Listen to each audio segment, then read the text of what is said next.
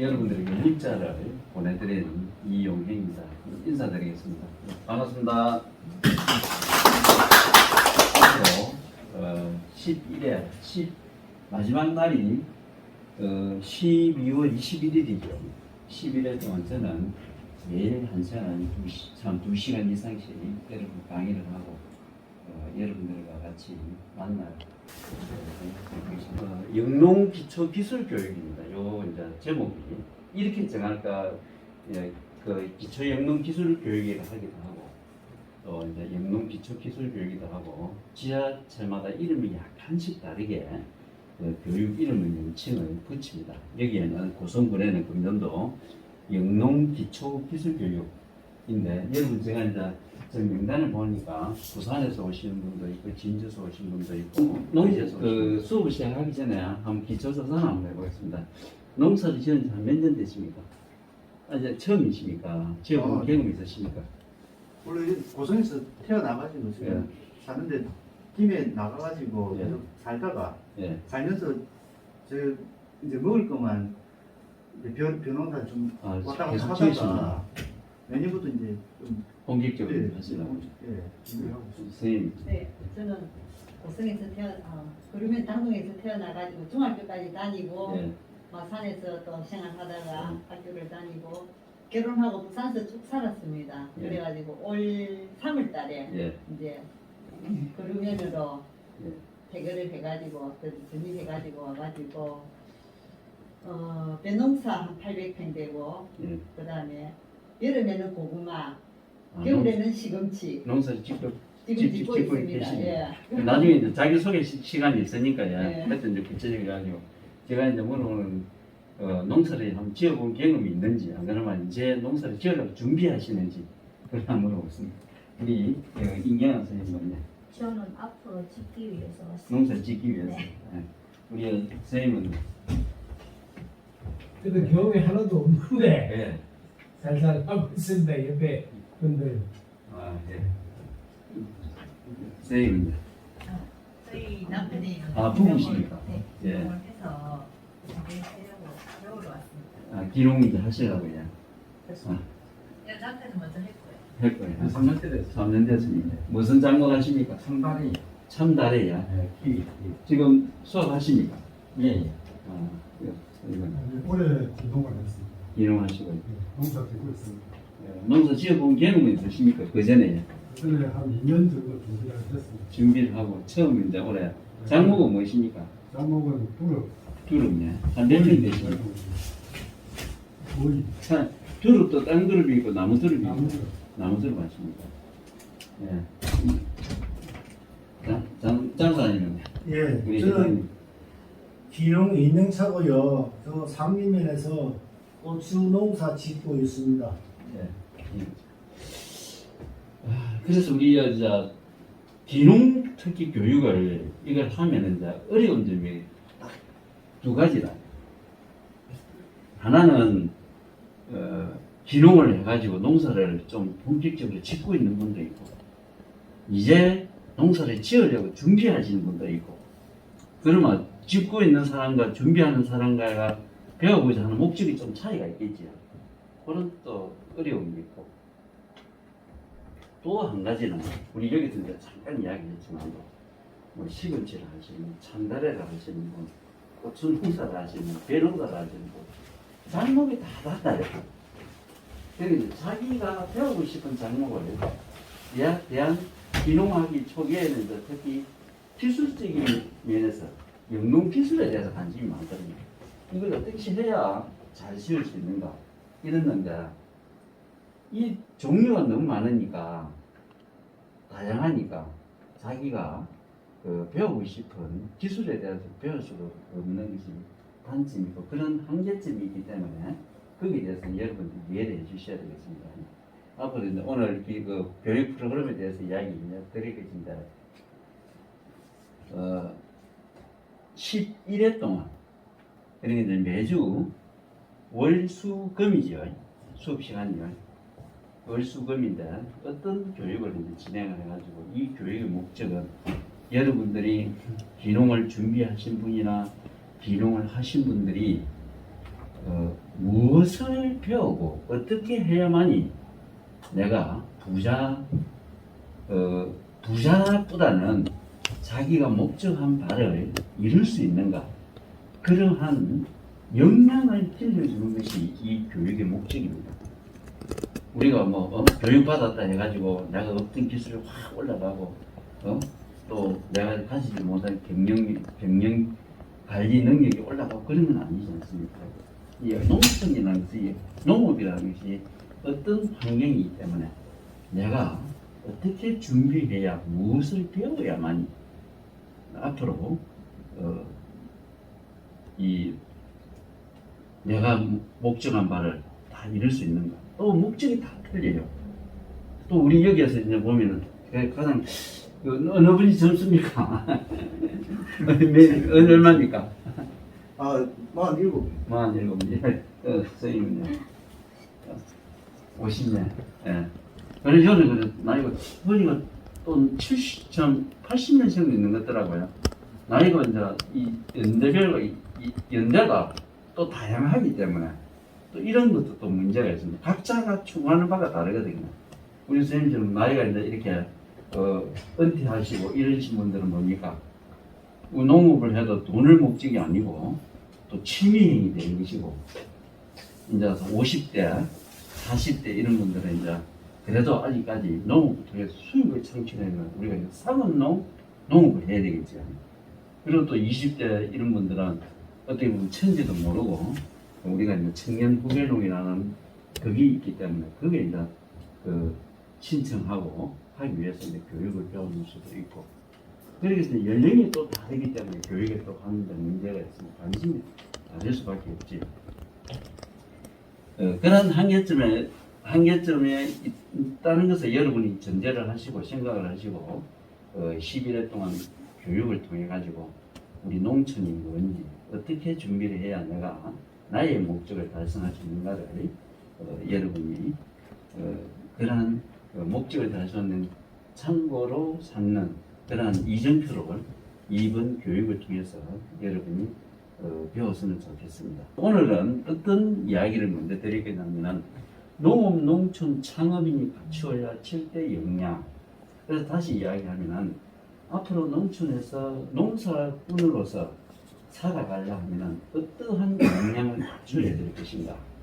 그걸 갖다 제가 7가지를 정리해가지고 강의를 어디 가든지 하는 첫 시간에, 그리고 여러분 이 강의를 먼저 드리고 오늘 마지막에 자기 소개하는 시간을, 그래서 아직까지 몇 분도 한두 분도 안 오겠습니까? 자기 소개 시간을 가지고 다음 주 월요일은 11월 28일은 소농이 강소농으로 선정한답니다. 우리가 강소농이라는 것은 우리나라는 외국에 비해서 농경지 면적이 적지요. 작은 농사를 짓는 사람이 농사를 크게 짓는, 면적이 넓게 짓는 외국 농업인들과 같은 소득을 올리기 위해서는 어떤 전략을 써야 됩니다. 오늘 첫 시간에 이야기하는 창업인이 갖춰야 7대 역량하고 비슷합니다. 저거는 하나 원론이라고 생각하고 그 밑으로 다 강론이라고 여러분 생각하시면 됩니다. 그래서 강소농으로 성장 전략에 대해서 제가 지금까지 농장 현장에 다니면서 또 많은 농업인을 만나면서 제가 느낀 것을 정리했으니까 이야기를 드리겠습니다. 그리고 경남의 농업인이 소득 장목 이야기, 우리 경남엔 특히 귀농하신 분들, 또 그리고 농업을 특이하게 하신 분들, 이런 사례를 들여가지고 이야기를 좀 드리겠습니다. 그리고 세 번째는 11월 30일은 미생물의 가치 활용 및 현장 실습 주인을 선정하고 농업 전망 및 4차 산업혁명과 농업을 위해 우리나라 농촌이 농업이 앞으로 발전할까, 현상 유지를 할까, 퇴보할까, 여러분 궁금한 점이 많지요. 그냥 아무도 모를 겁니다. 특히 지금은 이 4차 산업혁명이라는 것이 어디에 가서 화두로 떠오르죠. 4차 산업혁명이라면 뭡니까? 계속 이제 자동화가 되어가고 또 거기에 가서 그걸 시설을 하려면 돈도 많이 들어가는 것이죠. 이 세상이 이렇게 자꾸 자동화되어 가는데 농업은 어떻게 변할까? 인대 대상부터 보는 시간을 가지도록 하겠습니다. 12월 2일 날 네 번째 날에는 주인호 선생님의 작물 관리에 대해서 이야기를 하고 경영체 수학 분석과 성공 전략 구출과 발표에 대해서. 그래서 우리가 이제 수학 분석은 여러분이 회사에 다니신 분들은 다 했을 겁니다. 아, 우리가 지금 장점이 뭐지? 단점이 뭐지? 외부가 주는 기회는 뭐지? 외부가 주는 위험 요인은 뭐지? 그래서 사업이라는 것을 성공하기 위해서는 뭐냐면 장점은 살려야 되고 위협은 피해야 되죠. 그리고 기회는 활용해야 되고 약점은 보완해야 됩니다. 그런 전략을 네 가지를 수립하면은 여러분이 기능을 해가지고 좀 나이가 성공하려면 자기의 목적을 달성하려면은 해야 할 전략이 도출돼요. 저는 뭐 어느 교육 시간에 가도 할 것이고 우리나라에서 전략을 도출하는 데서 가장 많이 활용되는 것이 수학 분석, SWOT 분석이라고 합니다. 저걸 갖다가 한번 하고 시간이 되면은 자기의 수학 전략을 갖다가 발표하는 시간도 가져보도록 하겠습니다. 그리고 경영관리 다섯 번째 날은 경영관리 영양진단과 품목비 경영표준진단표. 내가 농사를 짓는데 현재 나는 이 분야에 대해서 참다리에 대해서 고추에 대해서 시금치에 대해서 영양이 어느 정도 되는지 그런 것을 갖다가 농촌진흥청에서 표로 개발해 놨어요. 그걸 갖다가 한번 해보고 어떻게 해석해야 되는지 그런 것을 한 시간을 내 영양을 진단, 우리 건강 진단하듯이 내가 이 품목에 대해서 농사를 짓는데 내 영양이 어느 정도 되는지 자기의 영양을 한번 진단해보는 시간을 가지도록 하겠습니다. 그리고 여섯 번째 날은 고성군 농업이야기 열대식물과 부추에 대해서 그 김주영 회장님이 고성군 비농기촌 회기의 회장입니다. 그래서 보셔갖고 자기가 아마 열대식물을 저렇게 하는 건 우리나라에서 제가 그 김주영 회장밖에 안 봤어요. 또 고성은 옛날부터 부추를 많이 하지. 자기도 부추도 해봐도 경험이 있기 때문에 요 두 가지에 대한 이야기를 할 겁니다. 그리고 온라인 마케팅 이해와 도전하기 이렇습니다. 요즘은 특히 소농일수록 내가 생산된 물건을 온라인을 통해서 팔 수 있어야 돼요. 여러분들 이렇게 하면 내가 돈을 벌려고 하시려면 온라인을 모르면 돈을 벌지 못해요. 특히 이제 비농민들은 돈을 벌기 위한 목적이 있고 취미로 내가 이제 노후에 농사를 짓는 사람도 있고 그 다음에 아예 막 기업적으로 하고자 하는 사람들이 있어요. 취미농은 돈을 벌어도 되고 안 벌어도 되지만도 그러나 내가 농사를 지어가고 생계를 유지를 해야 되는지 전업적으로 발전해야 되는지 하면은 이 온라인을 못하면은 온라인을 통해서 농산물을 팔 수 있는 역량이 없으면은 돈을 만들어내지 못해요. 우리 경제활동이라는 것은 결국 뭡니까? 돈을 만들어내는 것이죠. 수익을 창출하는 것이 경제활동입니다. 그래서 거기에 대해서 어떻게 하면 온라인 마케팅에 대해서 할 수 있는가? 그러면 이거는 구조가 어떤가? 우리나라에서 지금 현재 여기에 대해서 우리 맨 뒤에 계시는 장석훈 우리 금년도 강선홍 교육하면서 같이 또 하시는데 지금 마케팅 교육 들으신다 했지요? 그래 이해가 잘 안 하신다는데 이제 앞으로 마케팅 교육 이런 거 여러분 들으시려면 우리나라 전체 시장에 농산물이 온라인에서 어떻게 판매되고 되는지 유통에 그런 걸 따라서 알고 이해를 하고 들으면 훨씬 도움이 많이 될 겁니다. 그리고 고성군 농업 이야기하고 꽃차와 블루베리 윤혜원 사장님을 초청해가지고 중하나라 대표인데 그 작년에 6시 내 고향에 블루베리로 가지고 출연을 또 했어요. 그러고 나서 이제 블루베리에 대박을 드렸고 나는 열심히 꽃차도 또 열심히 해요. 그래서 이런 분들이 또 농업에 고성 사람이니까 이야기를 한번 들어보는 시간을 가지고 그리고 우리나라 농사는 차이를 지어라. 그래서 여러분이 앞으로 농사를 지으면서 상업농으로 짓든지 취미농 이외에 놔두고 취미농은 돈을 벌어도 되고 안 벌어도 되잖아요. 근데 이제 생계를 유지를 해야 되는지 전업농이 된다 하면은 돈을 벌어야 되잖아요. 그러기 위해서는 어떻게 해야 되느냐? 첫째는 내 제품에 차별화가 있어요. 여러분, 이거는 우리 농업을 하든 뭐 제조업을 하든 어떤 것을 하든 간에 시장이라는 곳에서 경쟁을 해갖고 이기다 하면은 경쟁력을 가지다 하면은 차별화가 있어야 되죠. 이거 차별화입니다. 그래서 우리 농산물은 차별화를 어떻게 할 것이냐? 축구 선수들은, 운동 선수들은 남보다 빠르고 민치 빠르고, 그 축구는 축구를 잘 치면 되고, 야구는 안타를 많이 치고 홈런을 많이 치면 되잖아요. 그게 차별화잖아. 우리 농업에는 어떤 차별화를 가져야 되느냐? 그래서 저는 브랜드, 그 다음에 품질 인정, 그 다음에 스토리, 이걸 이제 세 가지를 차별화라고 이야기해요. 그래서 여러분들의 농산물의 차별화를 어떻게 입힐 것인가? 여러분 농사를 시작할 때 나는 돈을 버는 농업을 해야 된다, 상업적인 농업을 해야 된다 생각하면 내 농산물을 어떻게 차별화시킬 것인가? 이걸부터 여러분 같이 생각하는 농업인이 되셔야 됩니다. 차별화가 떠나가고는 결국 모든 제품이 시장이라는 곳에서 다른 사람 제품하고 경쟁을 해야 됩니다. 거기에서 내 제품이 차별하고 선택을 많이 받으면 나는 비싸게 받을 수 있는 것이고, 나는 그렇지 않으면 나는 제값받기도 힘든 것이 지금 시장의 구조입니다. 차별화를 여러분 생각하는 농업인이 되어야 됩니다. 그래서 차별화를 두 분 이야기했고, 그 다음에 경남 농업인의 이제 앞에 두 분은 고성에 사시니까 고성 농업의 이야기를 들어보고, 한 분은 경남 농업인 이야기, 노지 농업과 기농인 자세 예를 들었습니다.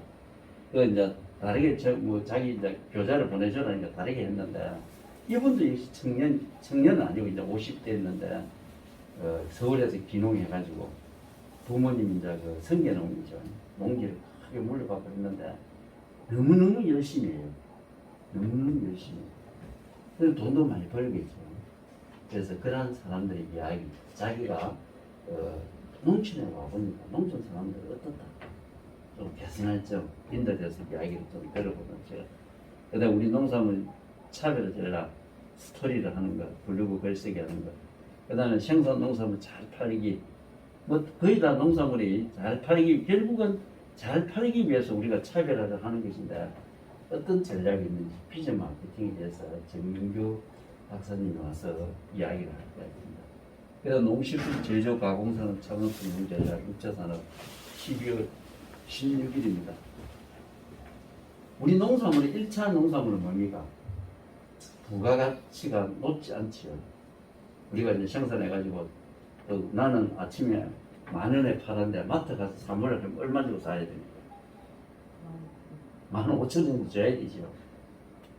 우리는 그래요. 그래서 우리가 이제 농산물의 부가가치를 높이기 위해서 어떤 자재든 간에 뭐 석탄도 그렇고 금도 그렇고 철강석도 그렇고 뭡니까? 원자재야 부가가치를 높이기 위해서 제조 가공을 하지요. 우리 농업도 제조 가공을 하는 것을 우리가 이제 6차 산업을 했다가 지금 농촌의 융복합 산업이라고 이야기를 합니다. 여러분 들어보셨습니까? 융복합 산업, 6차 산업이냐? 들어보셨어요?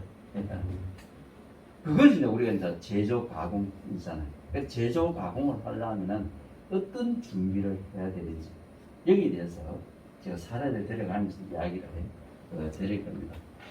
그리고 이제 농업인 안전 관리 심폐소생술 고성군 소방서에서 와서 할 겁니다. 이거는. 그 다음에 농업인이 알아야 할 세무 상식과 초기 창업자 정부 지원 정책에서 하는 전략. 그래서 세무 상식에 대해서도 한번 보고, 그 다음에 지금요 우리 농업인은 정부가 지원하는 정책 자금이 다양해요. 이걸 내가 활용하려면 어떻게 해야 되는지 여기에 대해서 한번 알아보겠습니다. 그래서 농업 회계에 대해서, 사업 계획서에 대해서. 그래서 여러분이 정부가 지원하는 정책 자금을 받으려면은 법인을 설립해야 돼요. 법인을 설립해야 되는데 법인은 어떤 법인들이 있는지 거기에 대해서 한번 이야기를 드리고, 그리고 정책 자금을 잘 받으려면은 앞으로 여러분들이 이제 기농을 기농하면은 내년부터 이제 융자금도 바뀐다. 이제 어떻게 바뀐다 합니까? 그동안에 융자금을 3억 대출해줬죠. 몇 년 거쳐 몇 년 했습니까? 5년 거쳐 10년 상환으로 연금리 2%를 해줬죠. 내년부터는 어떻게 바뀐대요? 20년부터. 내년부터, 예. 내년부터는 이제 대출금도 지금까지 3억 해주니까 땅값도 많이 올랐고 다 올랐는데 뭐 하우스 지으려면 자재값도 많이 올랐는데 3억 갖고 쉽지 않대요. 그래서 내년부터는 이제 대출금에도 5억인가 이렇게 늘어나고 이제 상환기간도 5년 거쳐 15년 상환으로 5년 거쳐 10년 상환에서 5년 거쳐 15년 상환으로 5년 더 늘려주고 금리도 이제 2%에서 1.5%. 금리는 최소한 1% 정도는 해줘야 되는데 그게 조금 아쉬워요.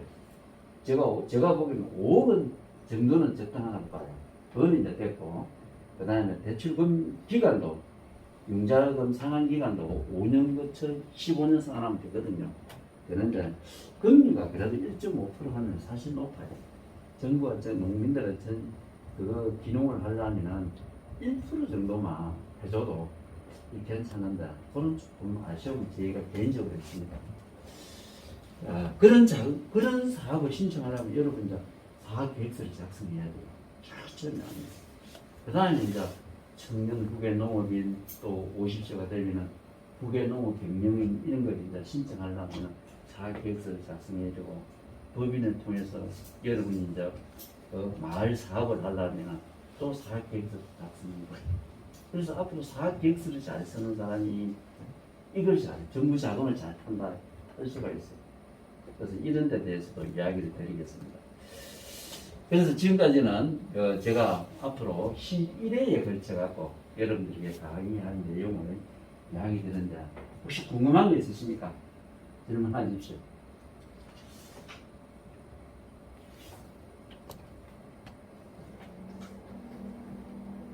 여러분이 강의를 갖다 이거 서로가 이제 같이 이제 이야기를 잘 해야 돼요.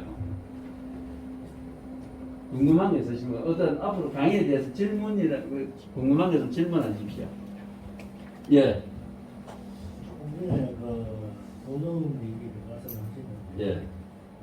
금액이 3억에서 5억 예. 올라갔다. 예. 그 다음에 25년 살아서 그것도 나이 제한이 있습니까? 65세까지. 만 65세. 예.